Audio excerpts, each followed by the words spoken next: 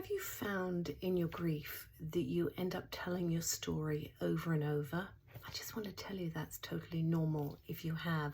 If you find yourself talking to your neighbor or talking to a friend or a cashier or someone, but you sort of having to go over and saying what happened in the lead up, the death itself perhaps even. Why do we do that? Well, Dr. Alan Wolfelt says we have to go backwards before we can go forwards. And it is in the telling of the story of what happened, of your relationship, of the feelings, all of that. That is how you start to integrate the loss into your life, how your brain starts to acknowledge, oh, this is real, they're not coming back.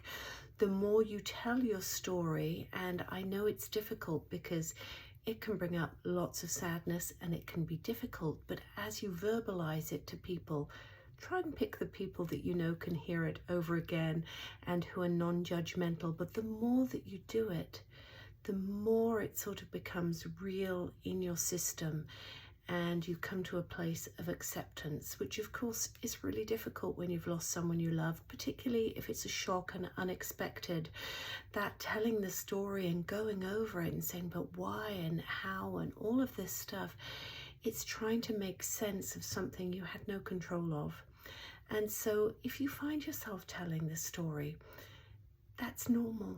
It's a way of processing your grief. It's a way that you can start to integrate it. And it's a way for you to still have that connection with that loved one and to be able to share, which is really mourning. And mourning is the expression of your grief outwardly to others.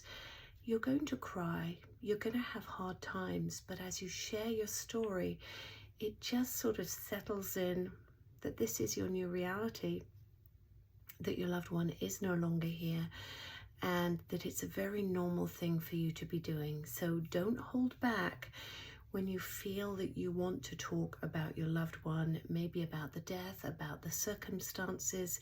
Try and pick the right people though. It is really important to have somebody who can sit and just listen, somebody who's not going to tell you you did it wrong, try and fix you, somebody who can just what we call hold space and be there for you.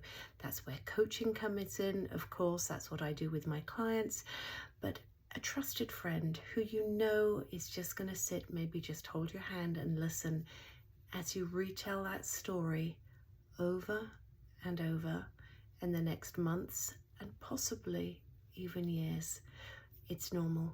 It's part of your grieving process. And it's a way to integrate that loss into your life.